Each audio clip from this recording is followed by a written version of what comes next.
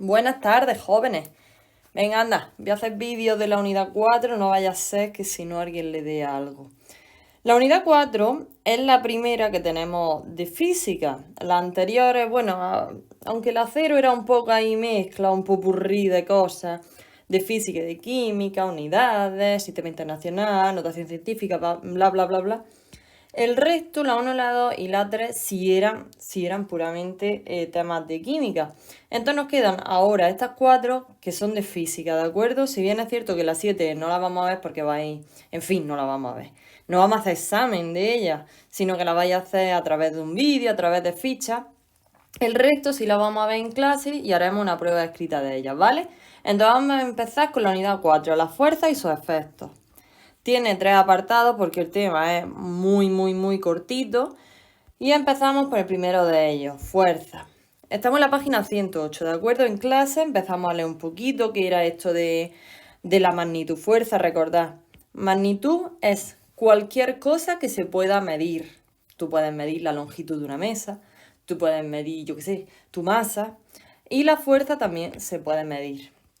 ¿En qué se mide? En newton, lo vemos aquí. Dice, fuerza es toda acción capaz de cambiar el estado de movimiento o de reposo. Movimiento o de reposo de un cuerpo o de producirle una deformación.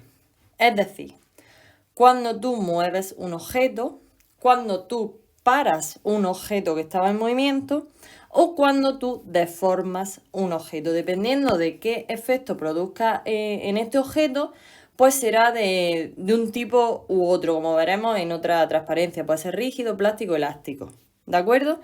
Entonces, en clase dije que please copiarais esto. ¿De acuerdo? Aquí tenemos dos jóvenes muy musculados.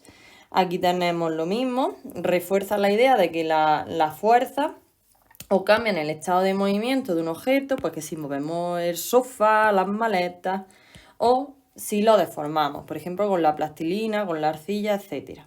¿Vale? Esto nada.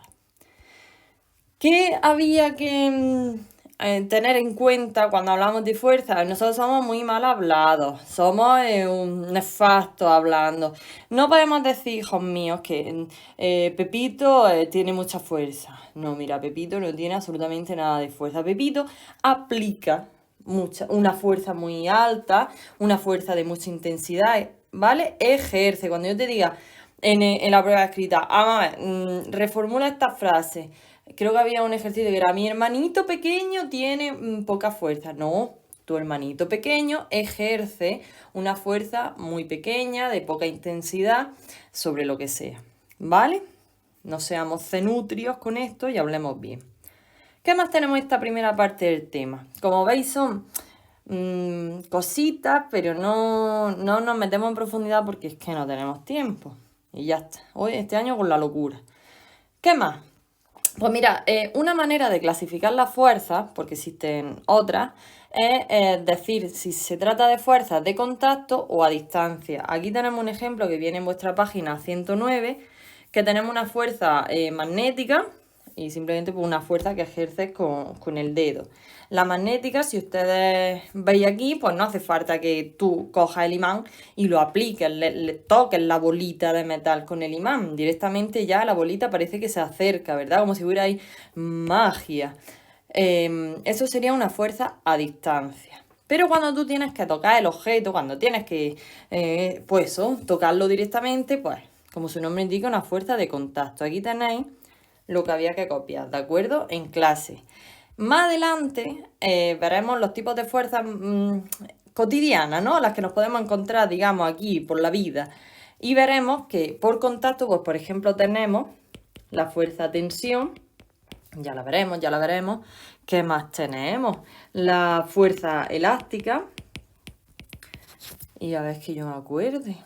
Ay, ahora mismo no me acuerdo. Pero a distancia tenemos otras, como son, en clase dije, vosotros si tú pegas un salto, tú te quedas en el aire, ¿a que no, hijo? Pues existe la fuerza gravitatoria. O como hemos visto con el imán, pues la fuerza magnética. ¿Ok? En fin, ejemplillos de fuerzas que tenemos de un tipo y de otro. Lo último que vimos en esta primera parte del tema dice carácter vectorial de las fuerzas. Pues mira, ¿qué significa eso? Que alguno se hizo un poco lío ahí con esto. Dice tipos de magnitudes, escalares y vectoriales. El concepto es muy sencillo. Cuando tú tienes una magnitud escalar, cuando hablas de ella, no tienes que decir a dónde se dirige esa magnitud. Cuando usted dice, pues eso, periquillo pesa, no, tiene una masa de 15 kilogramos. Pues no tienes que decir que la masa de periquillo pues, va para arriba, para la derecha, para la izquierda, ¿verdad? Eso es simplemente un número. Aquí pone otro ejemplo. En la clase hace una temperatura de 20 grados. Pues no dices para arriba, para abajo o para la derecha, ¿verdad, hijo? Porque es que está como en todas partes. En cambio, cuando tú tienes una magnitud vectorial, como son las fuerzas, tienes que decir a dónde se aplican, a dónde va. Por ejemplo, tengo aquí un cochecito que va a una velocidad como un loco de 120 kilómetros hora. Pues tú tendrás que decir si va, pues, no sé, para la derecha o para la izquierda. De acuerdo a la velocidad, la aceleración, la fuerza, son magnitudes vectoriales, en donde tú tienes que decir si va para un lado, si va para otro, etc. Aquí tenéis representado lo que es un vector. Pero bueno, no nos vamos a volver locos porque esto en realidad se ve en cursos un poco más adelante. Ahora simplemente con que vosotros sepáis lo que es una magnitud escalar y otra vectorial y que sepáis vosotros identificarlas. Si yo te pongo un ejemplo, te digo, Bonico, dime si la masa es escalar o vectorial y tú me digas, escalar. Te digo, ah, estupendo, este chiquillo la ha entendido. O si te pongo fuerza y tú me dices vectorial, ah, pues este chiquillo la ha entendido estupendamente. ¿De acuerdo? Yo con eso me vale. Y ya está, hasta aquí la primera parte del tema.